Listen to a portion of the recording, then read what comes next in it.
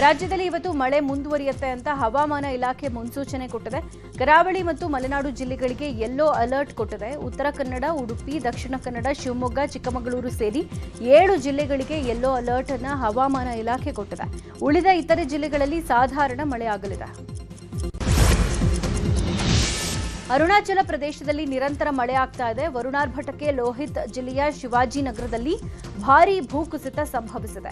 ಈ ಅವಘಡದಲ್ಲಿ 2 ಸಾವನ್ನಪ್ಪಿದ್ದು 4 ಗಾಯಗೊಂಡಿದ್ದಾರೆ. ಅವಶೇಷಗಳ ಅಡಿ 4 ಸಿಲುಕಿಕೊಂಡಿದ್ದಾರೆ ಅಂತ ಹೇಳಲಾಗ್ತಾ ಇದೆ. ಉತ್ತರಾಖಂಡ್ನ ಗರ್ವಾಲ್ ವಿಭಾಗದ ಗುಡ್ಡಗಾಡು ಪ್ರದೇಶಗಳಲ್ಲಿ ನಿರಂತರವಾಗಿ ಸುರಿತಾ ಇದೆ ಮಳೆ. ಇನ್ನು ವರುಣಾರ್ಭಟಕ್ಕೆ ಬಿನ್ ನದಿಯಲ್ಲಿ ನೀರಿನ ಮಟ್ಟ ಏಕಾಏಕಿ ಏರಿಕೆಯಾಗಿದೆ. ನದಿ ದಾಟೋಕೆ ಪ್ರಯತ್ನಿಸುವಾಗ ಸ್ಕೂಟಿ ಸವಾರನೊಬ್ಬ ಸಿಕ್ಕಾಕೊಂಡ್ರು. ಈ ವೇಳೆ ಸ್ಥಳೀಯರು ಆತನನ್ನು ರಕ್ಷಿಸಿದ್ದಾರೆ.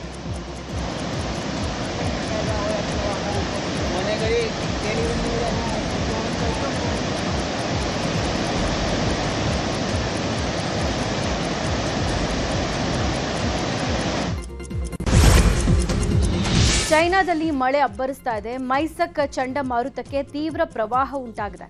ಪ್ರವಾಹ ಪೀಡಿತ ಪ್ರದೇಶದಲ್ಲಿ ಈಗ ಹಾವು ಮೊಸಳೆಗಳ ಕಾಟ ಶುರುವಾಗಿದೆ. ನ್ಯಾನಿಂಗ್ ನಗರದಲ್ಲಿ 100 ಹಾವುಗಳು, ಮೊಸಳೆಗಳು ರೋಡಿಗೆ ಬಂದಿದ್ದು ಸಂತ್ರಸ್ತರು ಕಂಗಾಲಾಗಿದ್ದಾರೆ. ಈ ವಿಡಿಯೋ ವೈರಲ್ ಆಗಿದೆ. ಬೆಳಗಾವಿಯಲ್ಲಿ ಕಾಂಗ್ರೆಸ್ ಶಾಸಕರಿಗೆ CM DK Shivakumar dinner party ಆಯೋಜನೆ ಮಾಡಿದ್ರು. ಬೆಳಗಾವಿ ಹೊರ ವಲಯದ ಹೋಟೆಲ್ನಲ್ಲಿ ನಡೆದ ಔತಣಕೂಟದಲ್ಲಿ ಸಚಿವ ಸತೀಶ್ ಜಾರಕಿಹೊಳಿ, ಶಾಸಕ ಲಕ್ಷ್ಮಣ ಸವದಿ, ಶಾಸಕರಾದ ಜಿಎಸ್ ಪಾಟೀಲ್, ಮಹೇಂದ್ರ ತಮ್ಮಣ್ಣನವರ್, ರಾಜು ಕಾಗೆ, ವಿಶ್ವಾಸ್ ವೈದ್ಯ, ಪ್ರಸಾದ್ ಅಬ್ಬಯ್ಯ, ಶ್ರೀನಿವಾಸ್ ಮಾನೆ, ಯಾಸಿರ್ ಖಾನ್ ಪಠಾಣ್ ಸೇರಿದಂತೆ 10ಕ್ಕೂ ಹೆಚ್ಚು ಕಾಂಗ್ರೆಸ್ ಶಾಸಕರು ಭಾಗಿಯಾಗಿದ್ದರು. ಇವತ್ತು ಬೆಂಗಳೂರಲ್ಲಿ CM DK Shivakumar city rounds ಮಾಡಲಿದ್ದಾರೆ. ಬೆಳಗ್ಗೆ 11 ಗಂಟೆಯಿಂದ ಮಧ್ಯಾಹ್ನ 1:30ರವರೆಗೆ ಬೆಂಗಳೂರಲ್ಲಿ ಫುಟ್ಪಾತ್, ಒತ್ತುವರಿ ತೆರವು ಸ್ಥಳಗಳಿಗೆ ಭೇಟಿ ನೀಡಿ ಪರಿಶೀಲನೆ ನಡೆಸಲಿದ್ದಾರೆ. ಇದೇ ವೇಳೆ ಕೆಲ ಮಾರುಕಟ್ಟೆಗಳಿಗೂ ಭೇಟಿ ನೀಡಿ ಪರಿಶೀಲನೆ ಮಾಡಲಿದ್ದಾರೆ. ಬೆಂಗಳೂರಲ್ಲಿ ಇವತ್ತಿನಿಂದ ರಸ್ತೆ ಬದಿ ನಿಲ್ಲಿಸಿರೋ ನಿರುಪಯುಕ್ತ ವಾಹನಗಳ ತೆರವು ಕಾರ್ಯಾಚರಣೆ ನಡೆಯಲಿದೆ. ಜಿಬಿಎ ಹಾಗೂ ನಗರ ಸಂಚಾರ ಪೊಲೀಸರು ಜಂಟಿಯಾಗಿ ಕಾರ್ಯಾಚರಣೆ ಕೈಗೊಂಡಿದ್ದಾರೆ. ಬಿಟಿಪಿ ಅಸ್ತ್ರಂ ಆಪ್ನಲ್ಲಿ ವಾಹನಗಳ ಫೋಟೋ ಹಾಕಿ ವಿವರ ನೀಡುವಂತೆ ಸಾರ್ವಜನಿಕರಿಗೆ ಮನವಿ ಮಾಡಿದ್ದಾರೆ. ರಸ್ತೆ ಬದಿ ಖಾಲಿ ಜಾಗದಲ್ಲಿ ನಿಂತಿರೋ ವಾಹನಗಳ ಮೇಲೆ ನೋಟಿಸ್ ಅಂಟಿಸಲಿದ್ದಾರೆ. ಆಮೇಲೂ ವಾಹನ ತೆರವು ಮಾಡದೇ ಇದ್ರೆ ಜಿಬಿಎ ಸೀಸ್ ಮಾಡಿ ಹರಾಜು ಹಾಕುತ್ತೆ. ಅಕ್ಟೋಬರ್ನಲ್ಲಿ ವಿಶ್ವವಿಖ್ಯಾತ ಮೈಸೂರು ದಸರಾ ಹಿನ್ನೆಲೆ ಇವತ್ತು ಸಿಎಂ ಅಧ್ಯಕ್ಷತೆಯಲ್ಲಿ ಮಹತ್ವದ ಸಭೆ ನಡೆಯಲಿದೆ. ಮಧ್ಯಾಹ್ನ 3ಕ್ಕೆ ವಿಧಾನಸೌಧದಲ್ಲಿ ಸಭೆ ನಡೆಯಲಿದೆ. ದಸರಾ ಉದ್ಘಾಟಕರು, ಗಜಪಡೆ ಪಯಣ, ಜಂಬೂ ಸವಾರಿ, ಸಾಂಸ್ಕೃತಿಕ ಕಾರ್ಯಕ್ರಮಗಳ ಆಯೋಜನೆ, ದಸರಾ ಉಪ ಸಮಿತಿಗಳ ರಚನೆ ಕುರಿತು ಸಭೆಯಲ್ಲಿ ಚರ್ಚೆ ನಡೆಯುತ್ತೆ. ಸಭೆಯಲ್ಲಿ ಮೈಸೂರು ಭಾಗದ ಜನಪ್ರತಿನಿಧಿಗಳು, ಡಿಸಿ, ಎಸ್ಪಿ, ಅರಮನೆ ಮಂಡಳಿ ಅಧಿಕಾರಿಗಳು ಭಾಗಿಯಾಗಲಿದ್ದಾರೆ. ಒಳ ಮೀಸಲಾತಿ ಜಾರಿಯಲ್ಲಿ ಸರ್ಕಾರ ಬಂಜಾರ ಸಮಾಜಕ್ಕೆ ಅನ್ಯಾಯ ಮಾಡಿದೆ ಅಂತ ಮಾಜಿ ಸಚಿವ ಪ್ರಭು ಚೌಹಾಣ್ ಆರೋಪ ಮಾಡಿದ್ದಾರೆ. ಬಾಗಲಕೋಟೆಯಲ್ಲಿ ಮಾತನಾಡಿದ ಅವರು, ನಮ್ಮ ಸಮಾಜಕ್ಕೆ ಸಿಗಬೇಕಾದ ಹಕ್ಕನ್ನು ಸರ್ಕಾರ ಕಸಿದುಕೊಂಡಿದೆ. ನಾವು ಯಾರ ಬಳಿಯೂ ಭಿಕ್ಷೆ ಕೇಳ್ತಾ ಇಲ್ಲ. ಸಂವಿಧಾನ ನೀಡಿರೋ ನಮ್ಮ ಹಕ್ಕನ್ನು ನಾವು ಕೇಳ್ತಾ ಇರೋದು. 2022 ಹಾಗೂ 23ರ ಪಟ್ಟಿಗಳನ್ನು ಪರಿಶೀಲಿಸಿ ನ್ಯಾಯಯುತವಾಗಿ ಒಳ ಮೀಸಲಾತಿ ಜಾರಿಗೊಳಿಸಬೇಕು ಅಂತ ಒತ್ತಾಯ ಮಾಡಿದರು. ದಾವಣಗೆರೆಯಲ್ಲಿ ಮತ್ತೊಂದು ಲವ್ ಜಿಹಾದ್ ಆರೋಪ ಕೇಳಿಬಂದಿದೆ. ಜಿಮ್ ಟ್ರೇನರ್ ಇಸ್ಮಾಯಿಲ್ ಎಂಬಾತ ಹಿಂದೂ ಯುವತಿಯರ ಮೇಲೆ ಲೈಂಗಿಕ ದೌರ್ಜನ್ಯ ನಡೆಸಿರೋ ಬಗ್ಗೆ ಆರೋಪ ಕೇಳಿಬಂದಿದೆ. ಈ ಕುರಿತು ಜಿಮ್ ಟ್ರೇನರ್ ಇಸ್ಮಾಯಿಲ್ ವಿರುದ್ಧ ಹಿಂದೂ ಸಂಘಟನೆಗಳು ಆರೋಪ ಮಾಡಿವೆ. ಯುವತಿಯರ ಜೊತೆಗಿನ ಸರಸ ಸಲ್ಲಾಪದ ದೃಶ್ಯ ಸಿಸಿಟಿವಿ ಕ್ಯಾಮೆರಾದಲ್ಲಿ ಸೆರೆಯಾಗಿದೆಯಂತೆ. ಹಿಂದೂ ಯುವತಿಯರ ಖಾಸಗಿ ಫೋಟೋ, ವಿಡಿಯೋ ಸೆರೆ ಹಿಡಿದು ಬ್ಲಾಕ್ ಮೇಲ್ ಮಾಡ್ತಾ ಇದ್ದಾರಂತೆ.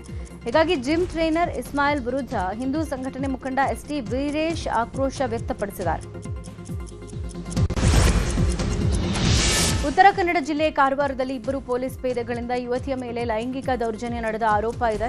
ನೊಂದ ಯುವತಿ ಕಾರವಾರ ಮಹಿಳಾ ಠಾಣೆಯಲ್ಲಿ ದೂರು ದಾಖಲಿಸಿದ್ದಾರೆ. ಜುಲೈ 4 ನಂಬರ್ ಪ್ಲೇಟ್ ಇಲ್ಲದ ಬೈಕ್ ಚಾಲನೆಗೆ ಫೈನ್ ಕಟ್ಟೋಕೆ ಯುವತಿ ದಾಂಡೇಲಿ ಪೊಲೀಸ್ ಠಾಣೆಗೆ ಹೋಗಿದ್ರು. ಈ ವೇಳೆ ದಾಂಡೇಲಿ ಪೊಲೀಸರು ಮೊಬೈಲ್ ನಂಬರ್ ಪಡ್ಕೊಂಡಿದ್ದಾರೆ. ಬಳಿಕ ಯುವತಿಗೆ ಮೆಸೇಜ್ ಕಳುಹಿಸಿ ಅಸಭ್ಯ ವರ್ತನೆ ತೋರ್ತಾ ಇದ್ದಾರಂತೆ.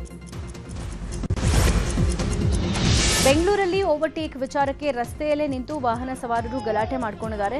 ಬಸ್ ಡ್ರೈವರ್ ರಸ್ತೆಯಲ್ಲಿ ವೇಗವಾಗಿ ಬಂದಿದ್ದಕ್ಕೆ ಕಾರು ಚಾಲಕ ಸಿಂಗ್ ಪ್ರಶ್ನೆ ಮಾಡಿದ್ದಾನೆ. ಇಷ್ಟಕ್ಕೆ ವಾಗ್ವಾದ ಶುರುವಾಗಿ ಕೈ ಮಿಲಾಯಿಸೋ ಹಂತಕ್ಕೆ ಜಗಳ ಹೋಗಿದೆ. ರಸ್ತೆ ಮೇಲೆ ಇಬ್ಬರೂ ಜಗಳ ಮಾಡಿಕೊಂಡಿದ್ದು ಶೇಷಾದ್ರಿಪುರಂ, ಓಕ್ಲಿಪುರಂ, ಮೆಜೆಸ್ಟಿಕ್ ಸುತ್ತಮುತ್ತ ಭಾರೀ ಟ್ರಾಫಿಕ್ ಜಾಮ್ ಉಂಟಾಗಿತ್ತು. ವಾಹನ ಸವಾರರ ಕಿತ್ತಾಟದಿಂದ ಟ್ರಾಫಿಕ್ನಲ್ಲಿ ಸಿಲುಕಿ ಜನ ಪರದಾಡಬೇಕಾಯಿತು. ಸದ್ಯ ಸಂಚಾರಿ ಪೊಲೀಸರು ಇಬ್ಬರನ್ನೂ ವಶಕ್ಕೆ ಪಡ್ಕೊಂಡಿದ್ದಾರೆ. ಬೆಂಗಳೂರಲ್ಲಿ ರೌಡಿ ಶೀಟರ್ ಮನೆಗಳಲ್ಲಿ ಪೊಲೀಸರು ಪರಿಶೀಲನೆ ಮಾಡಿದ್ದಾರೆ. ಕೇಂದ್ರ ಮತ್ತು ಆಗ್ನೇಯ ವಿಭಾಗದ 400ಕ್ಕೂ ಅಧಿಕ ಪೊಲೀಸರಿಂದ ಪರಿಶೀಲನೆ ಮಾಡಲಾಗಿದೆ. ಆಡುಗುಡಿ, ವಿಲ್ಸನ್ ಗಾರ್ಡನ್, ವಿವೇಕ್ ನಗರ, ಅಶೋಕ್ ನಗರ ಠಾಣಾ ವ್ಯಾಪ್ತಿಯಲ್ಲಿ ಪರಿಶೀಲನೆ ನಡೆದಿದ್ದು, ರೌಡಿಗಳ ಮನೆ, ವಾಹನಗಳನ್ನು ತಪಾಸಣೆ ಮಾಡಲಾಗಿದೆ. ಅಪರಾಧ ಹಿನ್ನೆಲೆಯುಳ್ಳ ಕೆಲವರನ್ನ ಪೊಲೀಸರು ವಶಕ್ಕೆ ಪಡೆದು ವಿಚಾರಣೆ ಕೂಡ ನಡೆಸಿದ್ದಾರೆ. ಬೆಂಗಳೂರಿನ ಕಾಡುಗುಡಿಯಲ್ಲಿ ಬಾಲಕಿ ವೆನೆಲಾ ಕೊಲೆ ಪ್ರಕರಣ ಸಂಬಂಧ ತಾಯಿ ಪ್ರಿಯಾಂಕಾಗೆ ಜಾಮೀನು ಮಂಜೂರಾಗಿದೆ. ಆರೋಪಿ ಪ್ರಿಯಾಂಕಾ ಪರ ವಕೀಲ ಪ್ರಸನ್ನ ವಾದ ಮಂಡಿಸಿದ್ರು. ಕೊಲೆಯಲ್ಲಿ ನೇರವಾಗಿ ಭಾಗಿಯಾಗಿಲ್ಲ ಅನ್ನೋ ಆಧಾರದ ಮೇಲೆ ಬೆಂಗಳೂರು ಜಿಲ್ಲಾ ಸತ್ರ ನ್ಯಾಯಾಲಯ ಜಾಮೀನು ಕೊಟ್ಟಿದೆ. ನಿನ್ನೆ ಬೆಂಗಳೂರಿನ ಬ್ಯಾಡ್ರಹಳ್ಳಿಯಲ್ಲಿ ಭಾರತ ನಗರದಲ್ಲಿ ಚಿರತೆ ಪ್ರತ್ಯಕ್ಷ ಹಿನ್ನೆಲೆ ನಿನ್ನೆ ರಾತ್ರಿಯಿಂದಲೂ ಚಿರತೆ ಸೆರೆ ಕಾರ್ಯಾಚರಣೆ ಮುಂದುವರೆದಿದೆ. ಪಕ್ಕದ ಫಾರೆಸ್ಟ್ನಿಂದ ಚಿರತೆ ನಗರಕ್ಕೆ ಬಂದಿರೋ ಸಾಧ್ಯತೆ ಇದೆ. ಕತ್ತಲಾದ ನಂತರ ಭಾರತ ನಗರ ಹಾಗೂ ಸುತ್ತಮುತ್ತಲಿನ ಏರಿಯಾದಲ್ಲಿ ಜನ ಓಡಾಟ ಮಾಡದಂತೆ ಅರಣ್ಯ ಅಧಿಕಾರಿಗಳು ಎಚ್ಚರಿಕೆ ಕೊಟ್ಟಿದ್ದಾರೆ. ಚಾಮರಾಜನಗರದ ಬಂಡೀಪುರದಲ್ಲಿ ಜಿಂಕೆ ಬೇಟೆಯಾಡಿ ಮಾಂಸ ಸಾಗಿಸ್ತಾ ಇದ್ದ ಇಬ್ಬರನ್ನ ವಿಶೇಷ ಹುಲಿ ಸಂರಕ್ಷಣಾ ದಳದ ಸಿಬ್ಬಂದಿ ಬಂಧಿಸಿದ್ದಾರೆ. ಗುಂಡ್ಲುಪೇಟೆ ತಾಲೂಕಿನ ಕೋಡಳ್ಳಿ ಗ್ರಾಮದ ನಿವಾಸಿ ಮಣಿಕಂಠ ಹಾಗೂ ಚೌಡಳ್ಳಿ ನಿವಾಸಿ ಶಿವಯ್ಯ ಬಂಧಿತ ಆರೋಪಿಗಳು ಬೈಕ್ನಲ್ಲಿ ಅನುಮಾನಾಸ್ಪದವಾಗಿ ಸಂಚರಿಸುವಾಗ ಅರಣ್ಯ ಸಿಬ್ಬಂದಿ ತಪಾಸಣೆ ನಡೆಸಿದ್ದಾರೆ. ಈ ವೇಳೆ ಜಿಂಕೆ ಮಾಂಸ ಸಾಗಿಸ್ತಾ ಇರೋದು ಗೊತ್ತಾಗಿದೆ. ಬಳಿಕ ಇಬ್ಬರನ್ನು ಬಂಧಿಸಿದ್ದಾರೆ. ಧಾರವಾಡದಲ್ಲಿ ಖಾಸಗಿ ಕಂಪನಿಯ ಗೋಡೆ ಕುಸಿದು ಕಾರ್ಮಿಕರಿಗೆ ಗಾಯ ಆಗಿದೆ. ರಾಜು ಮಾಥೂರ್, ರಮೇಶ್ ಅನ್ನೋರಿಗೆ ಗಂಭೀರ ಗಾಯಗಳಾಗಿದ್ದು ಪ್ರಾಥಮಿಕ ಚಿಕಿತ್ಸೆ ಬಳಿಕ ಖಾಸಗಿ ಆಸ್ಪತ್ರೆಗೆ ರವಾನಿಸಲಾಗಿದೆ.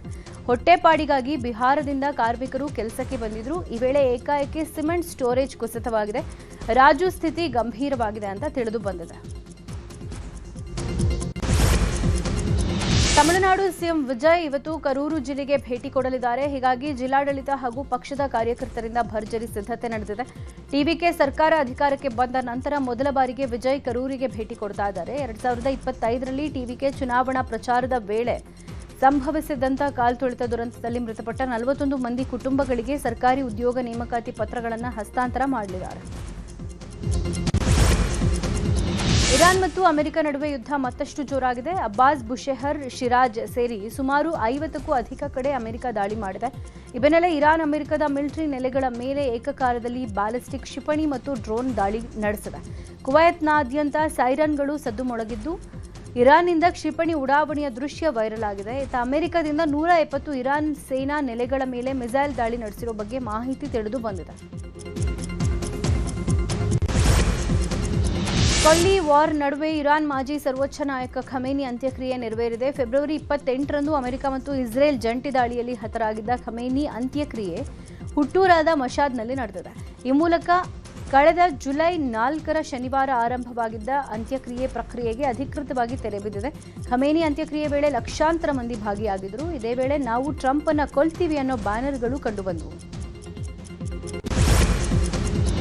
ಇಂಗ್ಲೆಂಡ್ ವಿರುದ್ಧದ 4ನೇ ಟಿ20 ಪಂದ್ಯದಲ್ಲೂ ಟೀಂ ಇಂಡಿಯಾ ಹೀನಾಯವಾಗಿ ಸೋಲು ಕಂಡಿದೆ. ಬ್ರಿಸ್ಟೋಲ್ ಸ್ಟೇಡಿಯಂನಲ್ಲಿ ನಡೆದ ಪಂದ್ಯದಲ್ಲಿ ಟಾಸ್ ಗೆದ್ದು ಬ್ಯಾಟಿಂಗ್ ಮಾಡಿದ ಟೀಂ ಇಂಡಿಯಾ 7 ವಿಕೆಟ್ ನಷ್ಟಕ್ಕೆ 157 ರನ್ ಗಳಿಸಿತ್ತು. ಈ ಗುರಿ ಬೆನ್ನತ್ತಿದ ಇಂಗ್ಲೆಂಡ್ 1 ವಿಕೆಟ್ ನಷ್ಟಕ್ಕೆ 14ನೇ ಓವರ್ನಲ್ಲೇ ಗೆಲುವು ಸಾಧಿಸಿದೆ. 5 ಪಂದ್ಯಗಳ ಸರಣಿಯಲ್ಲಿ ಇಂಗ್ಲೆಂಡ್ 3-0 ಮುನ್ನಡೆ ಪಡ್ಕೊಂಡಿದೆ. ಧನಂಜಯ್ ನಟಿಸಿ ನಿರ್ಮಿಸಿರೋ ಮದ ಪ್ರಾಮಿಸ್ ಸಿನಿಮಾ ಇವತ್ತಿನಿಂದ ತೆರೆಗೆ ಬರ್ತಾ ಇದೆ. ಪೂರ್ಣಚಂದ್ರ ಮೈಸೂರು ನಿರ್ದೇಶನದ ಈ cinema out and out comedy cinema ಆಗಿದೆ. ಈಗಾಗಲೇ ಪೇಯ್ಡ್ ಪ್ರೀಮಿಯರ್ನಲ್ಲಿ ಈ ಸಿನಿಮಾ ನೋಡಿದವರು ಸಿಕ್ಕಾಪಟ್ಟೆ ಪಾಸಿಟಿವ್ ರಿಯಾಕ್ಷನ್ ಕೊಟ್ಟಿದ್ದಾರೆ. ಇವತ್ತು ಬಿಡುಗಡೆ ಆಗ್ತಾ ಇರೋ ಸಿನಿಮಾಗೆ ಯಾವ ರೀತಿ ರೆಸ್ಪಾನ್ಸ್ ಸಿಗುತ್ತೆ ಕಾದು ನೋಡಬೇಕು. ರಾಮಾಯಣ ಸಿನಿಮಾ ತಂಡ ಹುಬ್ಬಳ್ಳಿಯ ಸುಧಾ ಚಿತ್ರಮಂದಿರಕ್ಕೆ ಭೇಟಿ ನೀಡಿತ್ತು. ನಾಯಕ ನಟ ವಿನಯ್ ರಾಜ್ಕುಮಾರ್ ಪ್ರೇಕ್ಷಕರ ಜೊತೆ ಸಂತಸ ಹಂಚಿಕೊಂಡರು. ನಂತರ ವಿನಯ್ ರಾಜ್ಕುಮಾರ್ ಹುಬ್ಬಳ್ಳಿಯ ಸಿದ್ದಾರೂಢ ಮಠಕ್ಕೆ ಭೇಟಿ ನೀಡಿ ಪೂಜೆ ಸಲ್ಲಿಸಿ ಚಿತ್ರದ ಗೆಲುವಿಗೆ ಪ್ರಾರ್ಥನೆ ಮಾಡಿದ್ದಾರೆ.